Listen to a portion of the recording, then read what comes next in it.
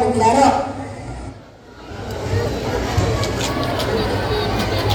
Nandito na po ako. Mabuti naman at nakauwi ka na. Malapit na sumapit ang ika-anim na hapon. Maglarasaraya na tayo. Halika muna dito at magpalit ng damit para hindi ka matuyuan ng pawis. Nanay, bakit po kailangan nating magrosaryo tuwing hapon? Ang pagrorosaryo ay isang tradisyong na kagawi ang gawin na nating mga Katoliko, lalo na ng matatanda. Ang pagrorosaryo ay nagpapahintulot sa atin na makatagpo si Maria at makapasok sa mga misteryo ni Jesucristo. Sa madaling salita, ang pagrosaryo ay naglalapit sa atin kay Jesus sa pamamagitan ni Maria. Halina kayo at magsisimula na tayo. Tao po, tao po. Magandang gabi po. Aba, kayo po pala kapitan. Pasok po kayo. Maupo po kayo. Ano po ang maipaglilingkod namin sa inyo? Mabuti pa ikuha mo muna na maiinom sa kapitan. Salamat po. Nagsadya po kami dito upang hingin ng inyong pahintulot upang kunin ang inyong anak na isa sa mga magpaparada para sa ating nilalapit na Santa Cruzan. Aba, oo nga pala. Malapit na ulit ang Flores de Mayo dito sa ating lugar. Nakakatawag itong inaabangan ng ating mga kanayon. Maraming salamat po sa imbitasyon sa aking anak. Hayaan po ninyo at sasabihin ko sa inyo. Tatanungin namin siya kung interesado siyang sumali. Nanay, ano po ba yung Santa Cruzan?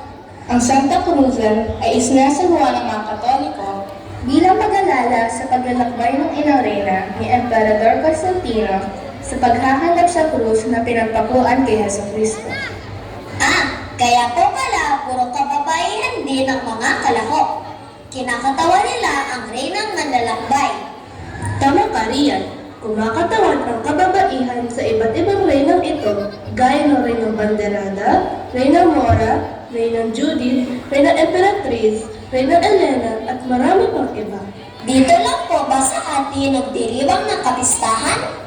Aba ay hindi. Ipinagdiriwang kapistahan sa iba't ibang sulok ng bansa. Ipinagdiriwang ito sa pamamagitan ng makukulay na parada at palabas. Halika dito, iisa-isahin ko sa iyo ang aking mga lalaki. Ang una ay ang Sinulog Festival. Ito ay isang taunang kultural at relihiyosong pista na ginaganap tuwing ikatlong linggo ng Enero sa Cebu bilang pagbibigay pugay sa mapaghimalang imahe ng Santo Niño at tumatagal ng 9 na araw. Sugod na sa sulok, kitang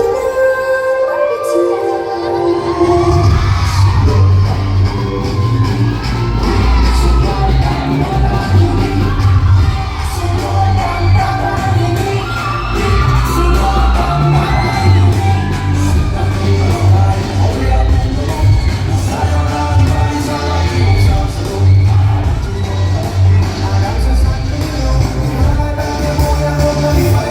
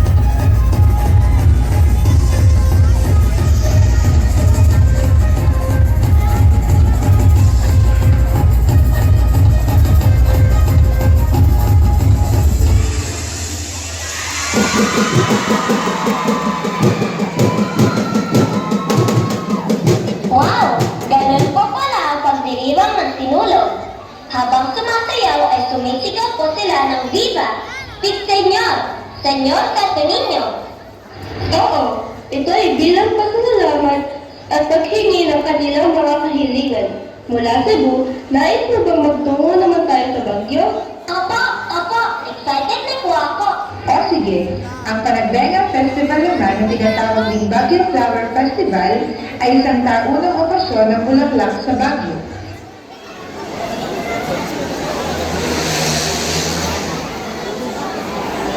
Nakarating ka na ba sa nasa bago? Mamamulay sa buwan ng pagkero na magkakalagahan. Sa kulay ay kalimuyak ng sanlibo, mga bulaklak.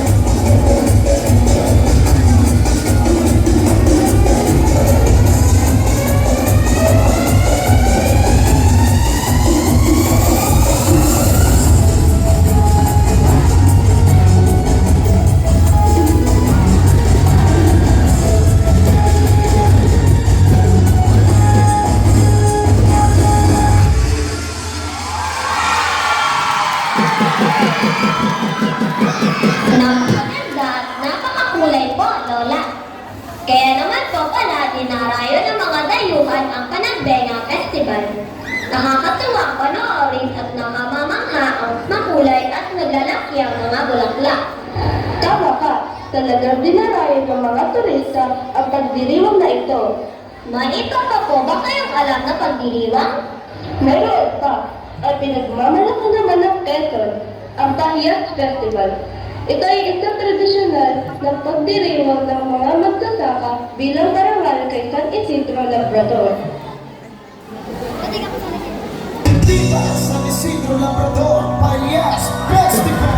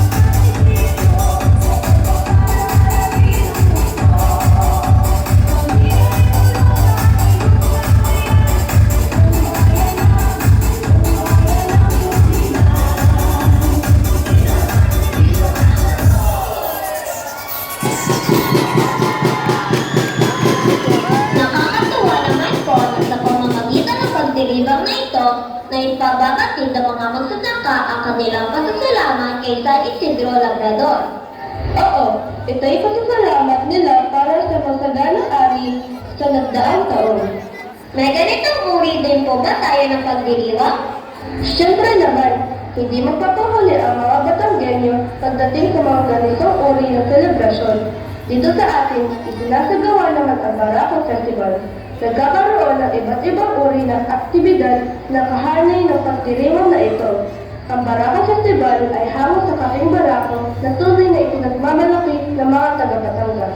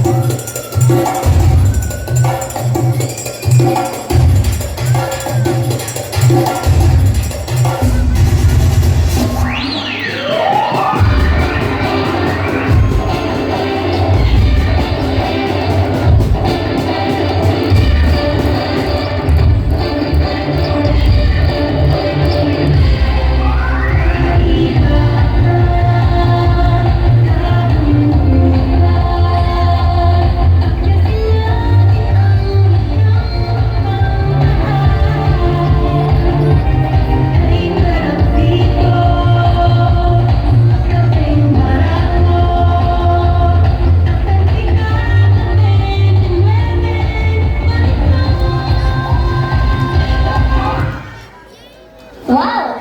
Nakaka-proud naman po na maging tagalita at maging bahagi ng Barako Festival. Tunay pong napakarami at napakaganda po pala ng mga pagdiriwang ng iba't ibang festival dito sa bansa.